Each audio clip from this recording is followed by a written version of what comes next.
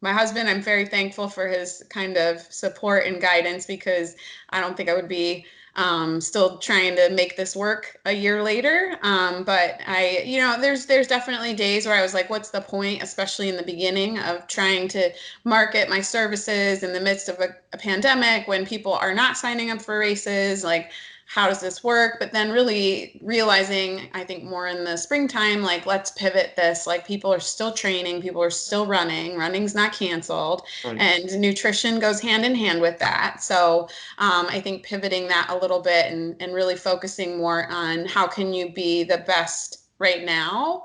I definitely went through, I think, a lot of things that entrepreneurs go through, imposter syndrome, like what am I even doing? And then lack of motivation some weeks, but just really knowing like I did this for a reason and my passion is helping others and I really need to like make it come to fruition, and this isn't forever, and running will or races will return, and when races do return, people I feel like hopefully will be knocking down my door.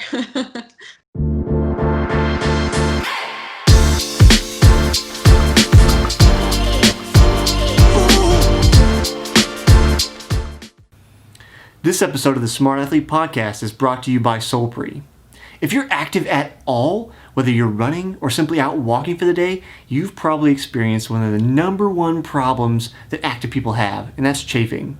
Solpre's all-new, all-natural anti-chafe balm solves that problem while feeding your skin the vital nutrients it needs to be healthy. If you'd like to stop chafing once and for all and treat your body right, go to solpri.com to check out the anti-chafe balm today. That's SOLPRI.com. Welcome to the Smart Athlete Podcast. I'm your host, Jesse Funk. My guest today is a board-certified sports dietitian. She's also a running coach.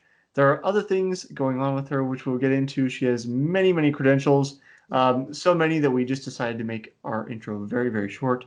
Welcome to the show, Allison Koch. Thanks so much, Jesse. Thanks for having me. Yeah, thanks for joining me and having the nice background. I always have the messed up background behind me with all the bookshelves and stuff. I was messing with Skype earlier, and it has the features like Zoom now where you can get the green screen and put something else behind me. I'm like, should I get rid of the bookshelves? I don't know. It's more natural. Yeah, it's a little more natural, but yeah, I always like it when people like you have just a nice. It's picturesque. You got a picture above you. Is that anything? Yeah, this is actually my living room because we get the best internet here. Okay. In my office, it's similar to you with the bookshelves in the back, but I often get interrupted halfway with the internet connection, so I figured move downstairs. But yeah, it's a picture of the Finger Lakes, which is where Okay. I kind of grew up and where my husband and I got married. So Okay. yeah, That's pretty cool. Did you have that made? no, it was a wedding gift. Okay. Okay. Yeah, It's also this is we're off topic already, but yeah, that's how things go for me. It's just I like artwork and I like artwork that's meaningful and purposeful for people. yeah. It's so easy to just go to IKEA or Target or wherever and be like, oh, that's a pretty painting. Like just put that on the wall. But it's always nice when there's stories and purpose behind Yeah. the stuff that's on the walls. So Yeah. um, Nice. so I think I saw on your Twitter you're working more from home now. Yeah. So how's that going for you? Yeah, so it's kind of a funny, not funny story, but last year around November, I left a pretty comfortable full-time gig, and I had this side hustle as a private practice working with endurance athletes, primarily runners, marathoners, half marathoners, Mhm. and with for their nutrition. And I was doing that on the side and just really loved it, but it wasn't.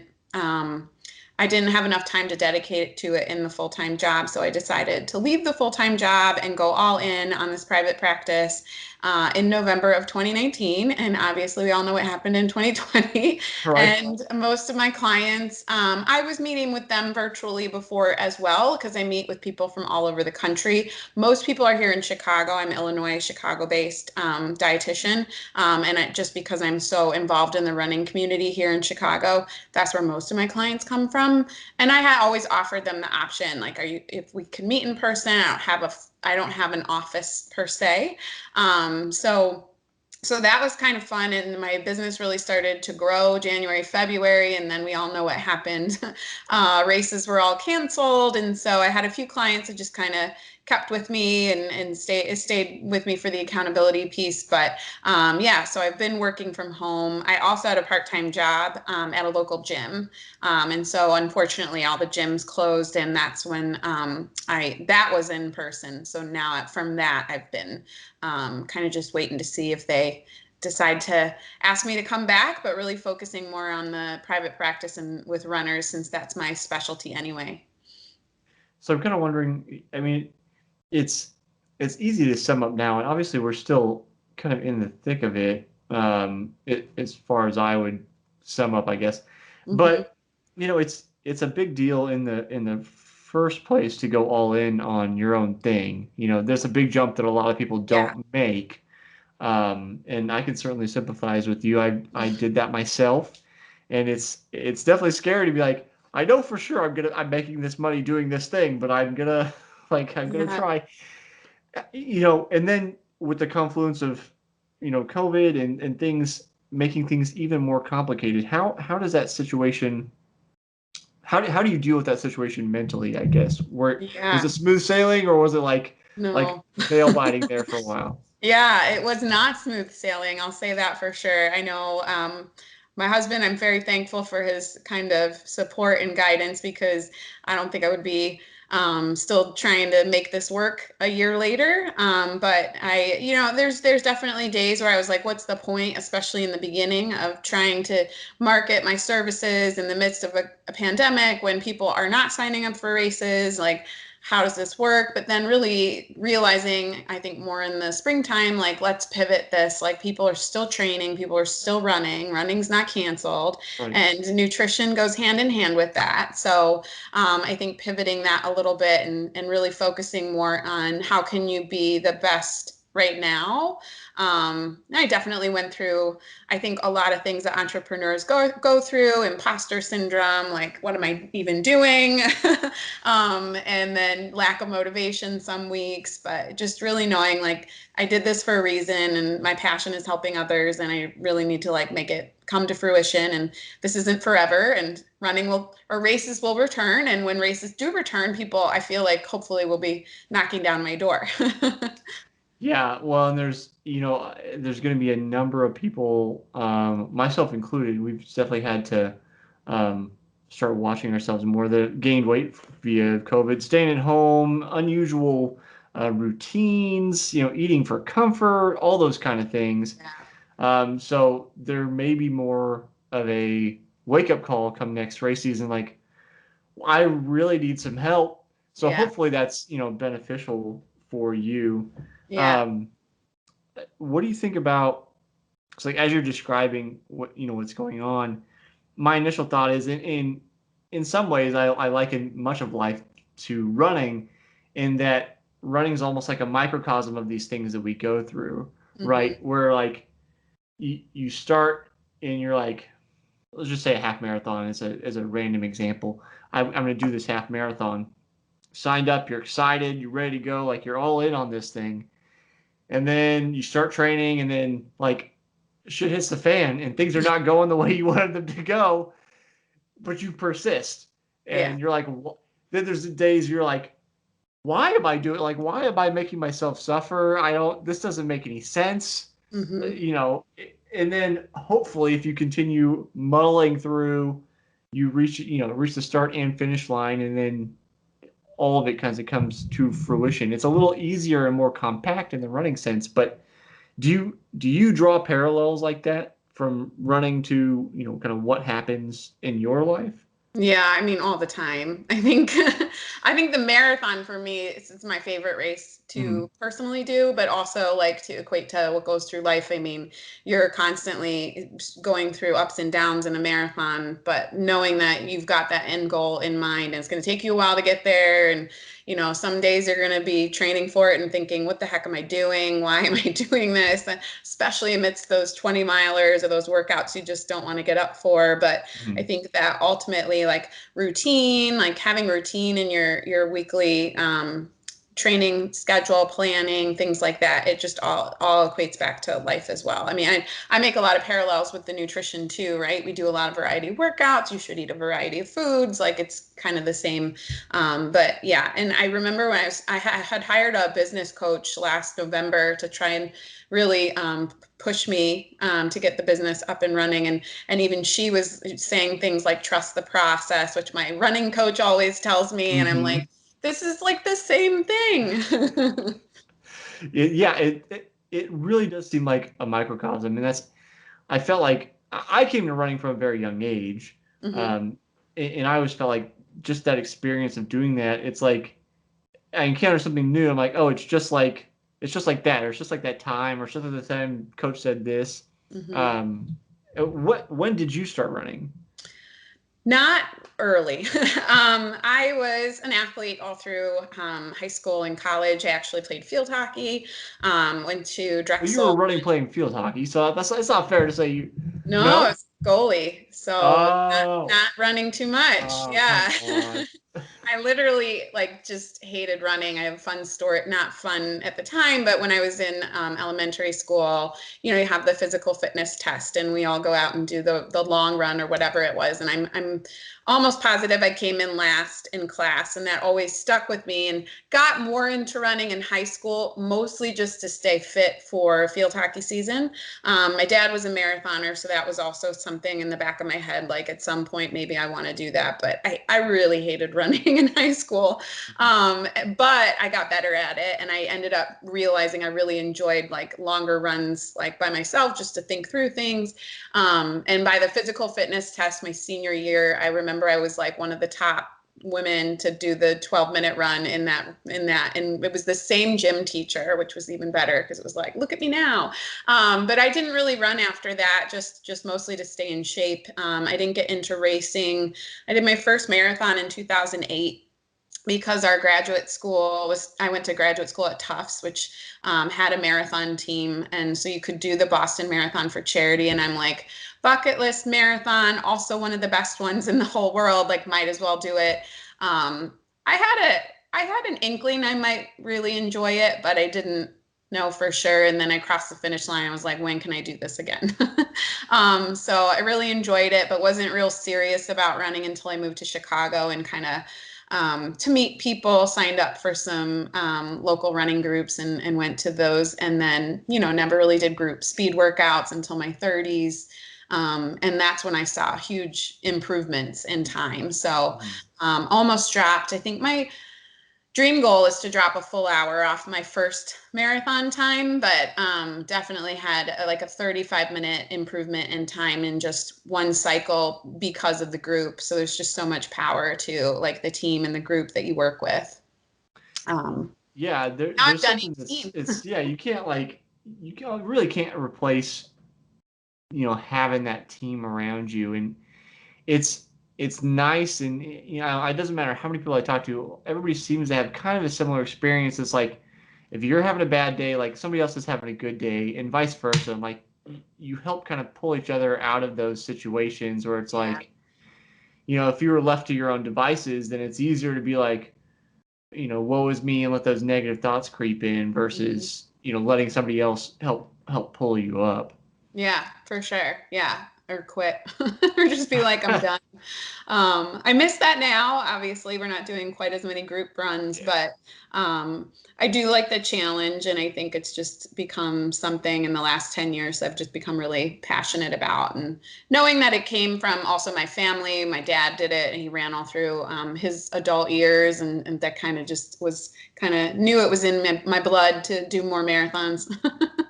So everybody like picking your brain when you're on long runs, like, Allison, what should we be eating this week? Like, oh, I Yes. ate this. Is it that, or is that off limits? So yeah, Sometimes it depends. I think it depends on how long the run is, how many people I'm running with that know actually what I do for a living. Okay. Most of the people do because I run with the same team that coaches me, Dan Walters, and his team's DW Running. And so I run with my teammates, and they all know because I'm the team dietitian, and I've done events and things for them. So they know they can ask me questions, but I think our long run time is more sacred. I mean, we talk about everything from what's going on that weekend to um, what were some other funny things we've talked? What are you going to go eat afterwards? I know that's very popular, and I'm not Yeah. always going to be like, go eat something healthy. Yeah. Yeah, so it's and that's fun. It's fun getting to know everybody's different quirks. So last year, um, I have a question I ask everybody at the end of every episode, and I had one for last year, I have one for this year. This year it's different. I'll save it for the end. But because you're a dietitian, the question I was asking everybody last year is if you get to choose one recovery food for the rest of your life, what do you choose? I feel like Uh-huh. that's still a pertinent question to ask you. Yeah, one recovery food. What would you choose? I always really enjoy like an iced latte or coffee, which isn't a food, that's a drink because usually I haven't had enough before the long run as I normally would. And then what do I really like after a long run? It always depends on my mood that day. If I could eat anything, it would probably be my mom's carrot cake, which isn't exactly the most healthy choice post run, but there's some protein and some carbohydrates in there and even some vegetables, right? You got some carrots. Right. So that if I could always have that around, I'm sure that would be my go-to. The thing that I love about that question, and you kind of hit it, is that it was a question I had when I started the podcast, and I went Uh-huh. through 30 some odd guests with that question, and my intention is partly, well, I want to learn more about what other people are eating, and it's Uh-huh. a little bit of a selfish question, and like what am I missing out on? Because I always feel like I can always do better with my nutrition game. Yeah. And as it turns out, like I don't know the exact number, but like 90% of the people I asked have like a comfort food rather than I eat, this precise thing. It's like, no, like what makes me feel good? That's Yeah. the thing I'm going for. Yeah. I mean, realistically, what I recommend and what I usually do is more like an RX bar or some kind of Right. protein granola bar. And the iced coffee I do for sure. Yeah. Yeah. It's Yeah. just interesting to me if Yeah. you frame it down that you only get one, it Uh-huh. comes down to something that's more comfort based instead of like recovery based. For sure. For sure. So, um, I do want to ask you a little bit, obviously, about kind of what you do work wise. Hmm. Um, so, what among the athletes that you're working with now, are there like really common issues that everybody struggles with? Is everybody really individualized? Hmm. Any patterns that are merged that are common to runners versus, say, like general nutrition or general population? Yeah, let's see. I think common things are just not timing our meals correctly around workouts or not allowing enough time, especially with the folks I work with that are morning runners who just roll out of bed, get out there and run, come back, and then maybe don't make the time to have a decent breakfast. Then they skimp all day and then they wonder why they're so hungry in the evening. And it's just because they've been skipping out all day long. And that's important to be fueling ourselves all throughout the day to really recover better. A lot of questions lately on what are some good snacks. So that comes up a lot. And Mhm. how often should I be snacking? And I see that a lot. With women, sometimes it's a little bit more about like what's going on. How should I eat during this time of the month? But it really just varies. I think the most common is just figuring out the fueling around a workout. What should I be doing before, during, and after a long run versus a hard interval workout versus an easy run? How much protein do I need? That's very popular. Everybody's Mhm. very, very into protein. Or I think a lot of the athletes I work with just don't eat enough, and that's eye-opening in and of itself, that they're just, I have everyone do a 3-day food log where they write down everything they eat and drink for 3 days, and then we go over it together. And I just think that's so eye-opening for them just to do as an assignment, but also when we go through it together, just they realize like I've been way under fueling. I had a guy just this week who was he was barely making half of his calorie needs for the day. And it's like, well, that's why you're bonking so early in the workout. You don't fuel yourself enough. So that's kind of right now, I think we're just getting back to basics and focusing on, getting those round meals in, getting fuel in before, during, and after. So. The protein thing is interesting because it's something I'm subject to as well, where I feel like I don't ever have to worry about getting enough carbs in. Carbs are everywhere, culturally speaking. So it's like don't worry about that aspect. So mentally for me, if I'm like, where's my protein coming from for the day? Like the other parts will take care of themselves. It's also interesting the kind of wide range of answers, because I've spoken to a number of dietitians over the, I'll say, years that were kind of not quite years for the show, but and I kind of get a varying amount of answers for this is how much protein you need. Do you have a range or a suggestion or anything like that? Because it is such a, I'll call it a hot topic, but I mean it's a pervasive idea that I have to eat enough protein or I'm not going to, recover. I think it's specific to the individual. Protein requirements are based on height or based on your weight, right? So everyone's going to vary a little bit. And as endurance athletes in particular, you do need more protein than the average American, right? The average American diet person doesn't actually need as much, but endurance athletes, it makes sense. We're working out more, so you're going to need more protein to replace that muscle that's been broken down during that workout. I think where we get in trouble is you save all your protein for that PM meal, right? So you have some cereal, maybe you have a small sandwich for lunch, and then at dinner you have this huge steak. And I think I always explain it to the athletes I work with that, you're constantly breaking down or building up muscle, and you want in that build up stage to have protein to really help you get those adaptations that you're looking for from the training.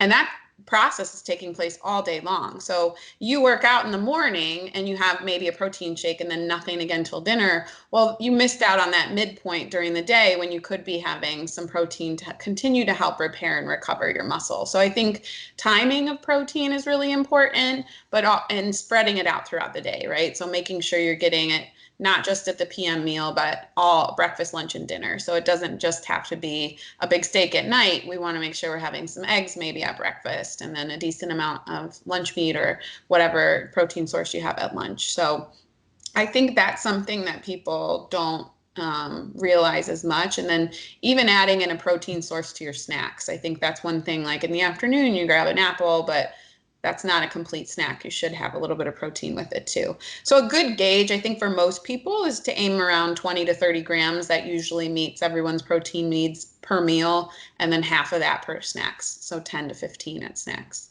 is a good estimate. I mean, that's not going to be everyone's needs, but.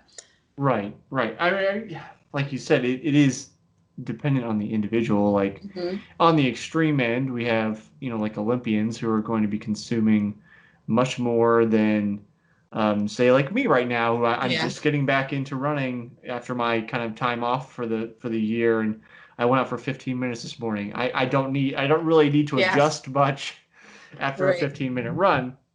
So that's clearly you're going to take that into account. I do want to back up. I don't want to lose this thought. I thought it was interesting. You said that so many people are under fueling versus over fueling, just because you think about culturally, we're a pretty large culture now. So you think it'd be the other way, like eating too much instead of too little. Do you suspect that's an issue of, I'll call it a lack of prioritization, but people saying I don't have enough time and feeling like they're rushed for whatever it is, work or taking the kids to school or whatever that next thing is. Is it that that's happening, or is there something else at play? I think it's a combination of both. There's definitely the person who's just so busy that they're not even thinking about it, and it's not something they're consciously doing, but then they realize it at nighttime, like, oh my goodness, I haven't really eaten anything all day. And I definitely have those types of clients. And then you have maybe more of a disordered eating aspect around it, where it's, I need to earn my fuel. I haven't worked out today, so I shouldn't be eating as much. And that's like a tricky from an endurance athlete standpoint, then we really got to work on mindset more so than, what's actually on the plate, and making sure you understand, like, yes, you maybe you have a rest day, but you still need to fuel so that you recover and repair all the, work that you put in over the days prior. And I definitely have had clients come to me for weight loss in particular. And so that too is one where we got to look specifically like, all right, yes, in order to lose weight, we may have to cut your calories a little bit, but I want to make sure we're not putting you into like starvation mode where your stress levels are going to go up and you're going to turn into, it's going to be so hard for you to lose weight. So it's finding that balance, I think, of getting in enough but not overdoing it for those folks versus changing mindset for people who maybe are purposefully under fueling. And then for the people who are just not aware of it, it's making them aware of it, right? And so they know, Mm. like, I got to eat lunch so that I can actually get a good workout in after work today. Is it a matter of so is your job it always especially when it comes to food, I feel like you end up being part psychologist, Hmm. as you mentioned. But are you is your job predominantly saying eat this, not that, or is it like helping people build routine? Helping people on the routine side. Yeah. Like my goal, I do provide meal plans and some dietitians don't, some do. My goal with the meal plan is to give them a guide, but I always make sure that they know, like, this is just one example of a way you could eat. I just want to help you like form better habits. And I think I call my sessions nutrition coaching. I Hmm. think of it as coaching more than counseling. It's really helping them develop better habits so they can be better off on their own, and make these things work for their own training. I think my main goal is, it used to be very focused on race days. So getting the person to a race day and getting a big PR, but obviously that's changed a little bit now. And I feel like the way I work with clients has changed as well to being more holistic. And it's not just focused on a race, but really how can we make better habits for life? Do you think that'll continue into the future? When we get back to racing, do you think you'll continue to say, okay, maybe we should think about the whole person versus this one destination, or do you think we'll just shift back some? I think it'll be a little bit of both. I know I'll continue to be more focused on the whole person versus that race as a goal. Because most of the people I work with, it's not going to be just one marathon. Right. We know they're runners, they're in the community, they're going to be doing this for a long time. So it's not just like, how can we, of course, we'll do a race day strategy for the specific race, for their fueling plan, but then we'll also still focus on, okay, if you get injured, what are some things you can do from a nutrition standpoint to help with that? Or, Hmm. um, you know, how to meal prep for your busy week. And I think a lot of those you take into other experiences and situations. Yeah. Um, so do you have any hard and fast rules? Like, I would, I would venture that you're going to say don't skip breakfast, since that seems to be a common problem. But is it like, do you have any? Do you use those, or is it so individualized that you're like, this is your routine and this is what we do, or if somebody comes to you on one of the long runs and is like, what should I do? And you're just like, this is the guideline. Go with the guideline. Is there anything like that? Yeah, I mean, it's definitely personalized. Everyone's so different, especially I mean, during long runs, everyone is so different with how much they can take in and what works for them and what products to use. So I think it's definitely individualized. I mean, there's some common recommendations, like I live by the 80-20 rule. 80% of the time eat, healthy, balanced meals. 20% of the time allow yourself to have those treats and things that you really crave and enjoy, because otherwise you'll overdo it, or you'll restrict too much. And then once you do allow yourself to have those treats, you overdo it. So definitely encourage the 80-20 rule with a lot of clients that I work with. Um, That being said, though, sometimes I do say it's important, once we do get back to racing, maybe race week, it's not 80-20 anymore. It's Mhm. 90, 100% all in on the balanced meal, follow your plan, and then obviously go ahead and enjoy what you want after the race. You definitely deserve it, but most of the time that's a big one that people like, well, I can have cake, I can have cookies. Yeah, as long as it's not all you're eating, right? Right. Right. So that's like a big one that I talk about. I There's just kind of the generic spreading protein out throughout the day, trying to get people to do more of that, making sure they most often are getting fruits and vegetables in. I mean, kind of your standard nutrition advice. I do recommend like following the athlete's plate, which is a tool that the U.S. Olympic Committee came up with for easy, moderate, and hard training days. Hmm. So it's just a visual guide, and so I help. I try to use those in my nutrition coaching or counseling or whatever you want to call it. But no hard and true, I guess, rules that I live by. More so, just trying to find balance in what works for the clients I'm working with. I will say the post workout window, I've been really harping on the clients I work with on that because I do want them we're getting some fuel in as soon as possible post workout to really get those training adaptations. And I think oftentimes, and I see this even when I'm at my own long runs, I see the other people around, they don't eat, they wait and they wait, and then it's like you just missed out on this window of like refueling. And so that I'll harp on them a little bit more, just to make sure they're getting something in. Well, it's like that's a tough one too because it's like I think some people will not believe it at first, but it's like we've had enough studies done and done and done and done. It's like, yeah, it's a thing that the exact timing I think is still up for debate. Is it a half hour? Is it an hour? Is it 2 hours? Yeah. What is the exact window? Um, I cannot remember her name right now. I had a guest on who actually is a primary author on one of those studies. She's an ultra runner, Mm-hmm. and she was, I think, the window they had come up with was almost an hour and a half. Okay. And like I said, I've seen it 30 minutes. I've seen it 60 Yeah. minutes. I talked to, so I'm not saying hers is gospel. But I mentioned it because I think that's the longest I had personally come in contact with at that point. Mm-hmm. And I thought it was interesting that they had, shown some kind of efficacy even at that point, but then Mm-hmm. the drop off.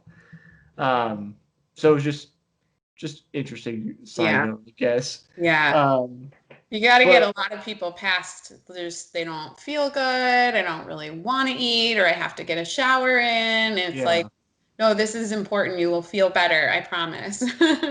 Well, I wonder sometimes too, is it a matter of like, why don't you feel good? Hmm. Did you go too hard? Are you like, I know personally, if I don't want to eat, it's usually because I'm dehydrated Yep. and I Hmm. only want water. Hmm. And that's how I know that because I get that way pretty bad in races, um, especially like hot races. Yeah. So I can kind of feel that otherwise. But it seems like maybe I'm just sheltered, live in a bubble. That's possible. But it seems like some of those things could be mitigated. Like make sure you've been drinking plenty of water so you're hydrated, or if it's a long run, take water with you, or do Right. loops, or all that kind of like just plan more, right? Yeah. I mean, dehydration is definitely a big contributor to not feeling great after a run. But I also say, it's not uncommon after a hard interval workout or a long run to not have much of an appetite. Blood has not been flowing to your gut, it's going to your muscles. So Right. your stomach's been ignored for a while. So I think a lot of times it's finding something that sits well. And a lot of people joke about the chocolate milk thing, but chocolate milk is great post workout because it's easy to drink, easy to get down. It's got the carbs and the protein that you need. Obviously, you can get it from other sources, but that's why they always say chocolate milk and why so many athletes can tolerate it pretty well. Yeah. I know there's a number of like protein waters on the market, which I've found, especially after a particularly hot, hard workout. They're just like a clear water Hmm. that has protein I think it's a whey-based protein in it. And it goes down really easy, especially if you don't have much of an appetite. So I think there's getting something in, a small snack within that 30, 60-minute window, whatever is doable. Right. With women, I always encourage a little bit quicker just because they need it sooner. But then getting a full meal in within 2 hours. So if you can have something right away, but then really trying to get in an actual meal is going to be even better. Do you break that up where, so earlier you mentioned Hmm. kind of your general protein guidelines. So we're talking 3 meals and say 2 snacks during the day. Is that a good Yeah. rough guesstimate? Are you breaking um, calories up evenly throughout the day? So we're, I'll call it a third, third, third. Obviously, it's Yep. not that because you're breaking into those snacks too. Is it completely even, or are you loading one way or the other? Even. I try to get people to go with the even approach, even if they're having a little bit more earlier in the day would be even better. Okay. And a lot of people have to get over that fear of eating or eating more earlier in the day that they think, oh, if I do that, then I'll overeat at dinner and I'll end up taking in too many calories. And that's not true. I think a lot of times people are surprised to find out, if you have a bigger breakfast, you have a more substantial lunch, two decent snacks, by the time you hit dinner, you're not all that hungry and you Mhm. don't overdo it. And that was something personally. I remember in college, I wouldn't eat much throughout the day, and then I would like go to town on a bag, like a box of cereal, just sit and eat a whole box of dry cereal, being like, "What's wrong with me?" And now I realize like I was probably way too low in calories throughout the day, and too low in energy, and so I was making up for it once I hit the evening hours. So a lot of the clients who come to me with, I have a sweet tooth, I can't stop eating at night, that's where we realize, you haven't been having enough throughout the day, and let's try to change those habits. And it's not easy. I mean, if someone's used to not having breakfast, that's we got to start small, right? Like to just get a granola bar in. Right. Something at all, just to. That's what I suggest. And you probably, since you do run coaching as well, you probably run into this where it's like people want this like all or nothing mentality sometimes. Where Hmm. it's like, well, if I don't have time to have a full English breakfast, then why have anything at all? Hmm. It's like, well, just the same thing with running. Like, if I can't get out for my hour run, why run at all? It's like, okay, well, do you have time to go out for a mile? Yeah. Like, a mile's better than nothing, in part because, at least for me, you're reinforcing the habit, right? Right. Right. It's just the act of doing it repetitively, and it becomes your routine, rather than if you miss it, then you're not moving yourself towards whatever goal or idealized lifestyle you wanted. Exactly. Yeah. Yeah. Yep. For sure. So, um, I feel like I have to jump back. I had another thought that I lost it. Oh, do you run into this is something that I have a hard time squaring because I'm one of the more um, active people in my household, and I'll say household for anywhere from when I was young till now. Oh yeah. Uh, Hmm. and so then like I've had family members that are overweight, but then I'm trying to like fuel for performance.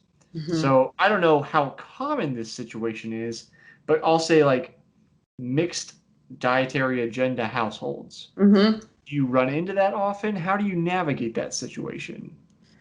Um, a little bit. I think most of my clients are in like two-person households right now, so not as much. Their significant others are pretty supportive.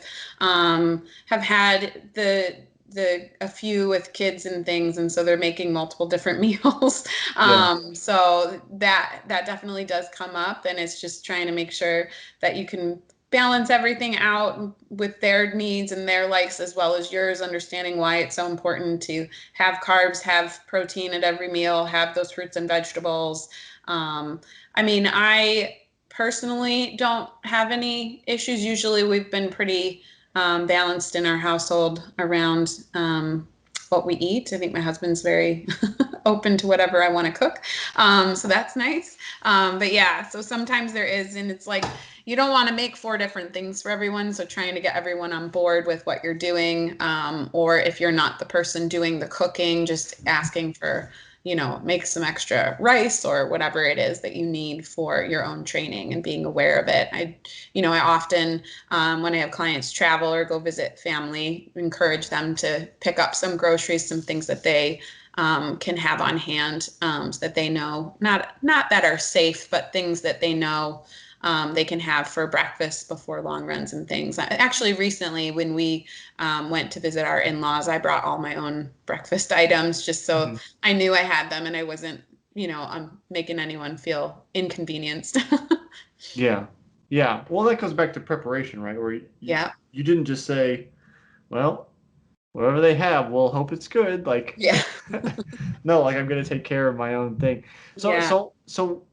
how do you get that into people's heads? Like, is it is it a matter of you can prescribe it and then you just have to wait for them to do it, or is there any like secret button you can push in like Mhm. people's brains to get them to start building these habits? I think so. It's a combination. I always talk about how we prepare, we plan for training, right? You wouldn't follow, hopefully, you're not just following a mindless training plan. Most of the clients I work with have a run coach or are following a specific training plan. So I always make that kind of comparison, right? You have a plan for training. You know what you're going to do Monday, Tuesday, Wednesday, Thursday, Friday. Why wouldn't you have the same thing for your nutrition, or at least a rough draft, right? And so really teaching them how to meal plan, how to at least map out what are some things you can make for dinners, for lunches, for breakfast. And that doesn't mean every single meal has to be planned out. But in general, you generally know what you're going to do. It saves you time during the week, doing a little bit of prep and planning on Saturday or Sunday or whatever day it is that you have some downtime. Saves you time, saves you money.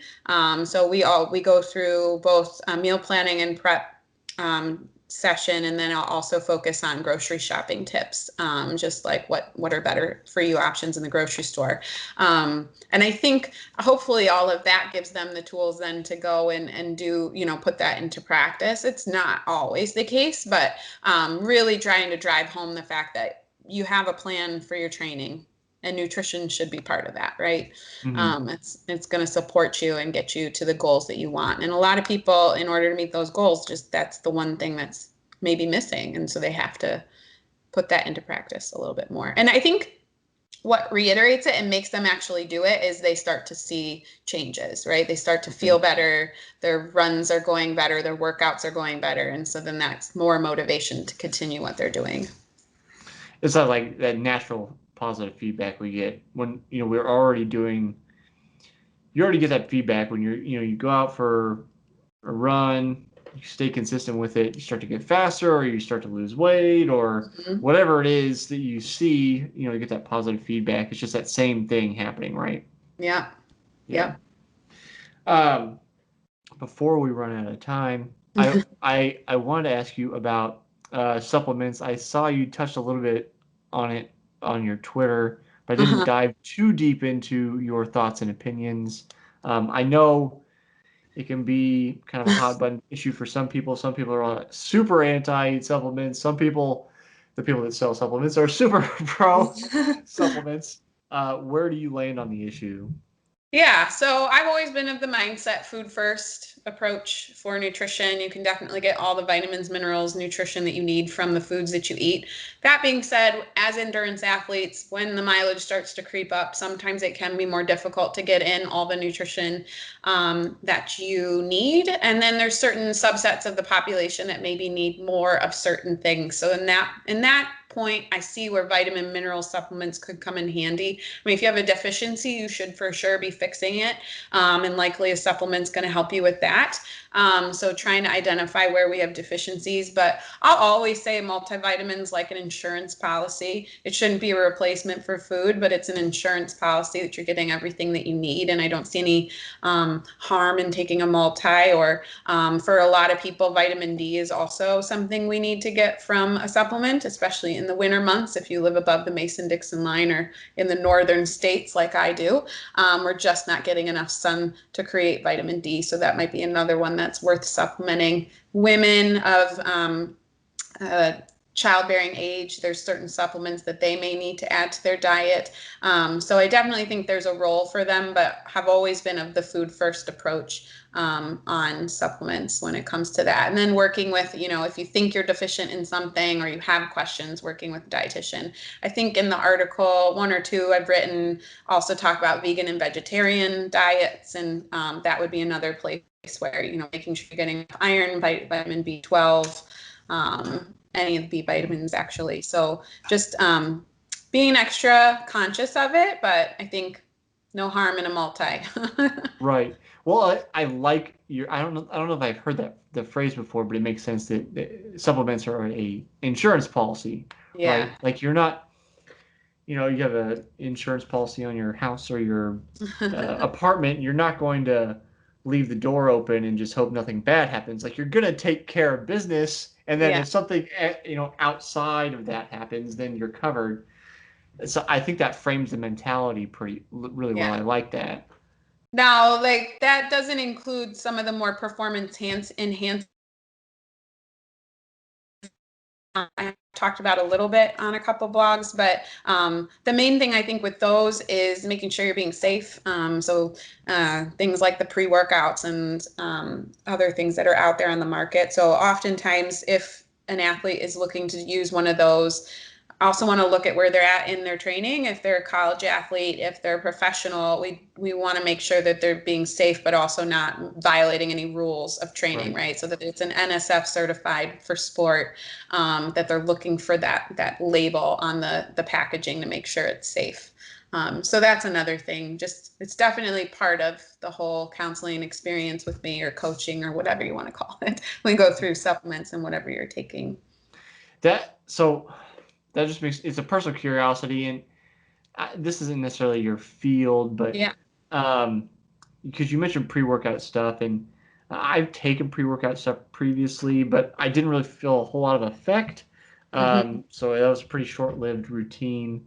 But I know uh, a lot of people take caffeine to race, to train, all that kind of stuff. I Mm-hmm. similarly don't feel a whole lot of effect with caffeine. Mm-hmm. Um, is that something you try to help advise people on? Use it, stay away from it, use it this way, that way, whatever, anything like that? Yeah, for caffeine, there's definitely enough research to support the performance enhancing benefit of it. You can go farther and faster. It kind of gives you, I think a lot of the marathoners I work with, if they are open to it, maybe taking a gel with caffeine in the second half of the marathon or something like that. But like you said, you don't have much um, effect from it because you maybe have a higher tolerance for caffeine. So it really impacts people differently. So it's so important. I think one of my key takeaways with all the clients I work with is I say practice makes PRs, which Right. basically means you're going to try these things in training. You're not going to do it for the first time on race day, and you're going to figure out what is going to sit well with you because there's some of these supplements you take them and I mean the GI issues that could come up, it's not worth it, Yeah. especially in an endurance in a long run situation. So I think it's identifying what works for you. Some people caffeine will impact, some won't. It's just kind of we're all built different. I know I personally can't go on a long run without a cup of coffee, but that's not Hmm. quite the same. Right. Just gets Well, me up. there's a little bit of mentality there, but there's the caffeine, Yeah. obviously. No, we had, it was a suggestion by my coach because we were just trying to dial things. This was a few years ago. Mm-hmm. And I had gotten caffeine pills so then we could basically chop them up to have a more accurate like dosing amount. Mm-hmm. It was 25 milligrams is what we had Okay. broken it down to. But I think we tried 25 and even 50, and I didn't have a demonstrable like RPE difference Mm-hmm. or time difference. And it was like at that point you're starting to really creep up in the amount that you're taking.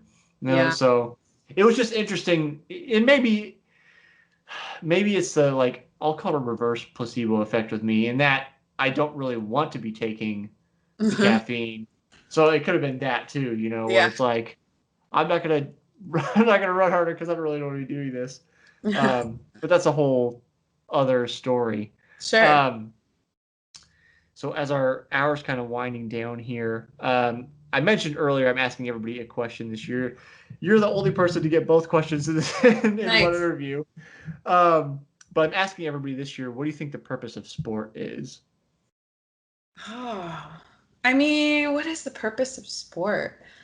For me, I'll think of just for running. I think for me, it's the community. That just that's what I miss probably the most. Mhm.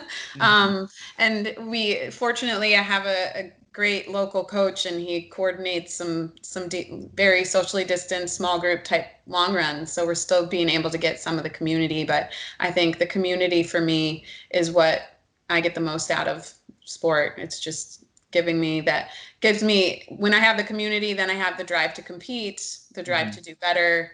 So I think that's probably my best answer. No, it's good. Good. Um, Allison, if people want to see what you're up to, see your news, get in touch with you, where can they do that? Yeah, I'm at running RDN on Instagram, Twitter, and then it's runningrdn.com is my website. And you can find my blog and all that fun stuff there. If you're on YouTube, that'll be on the screen. If you're not, then just rewind and listen to Allison again. It'll be there. Thanks for hanging out with me today, Allison. Thank you. It's been fun. Take care.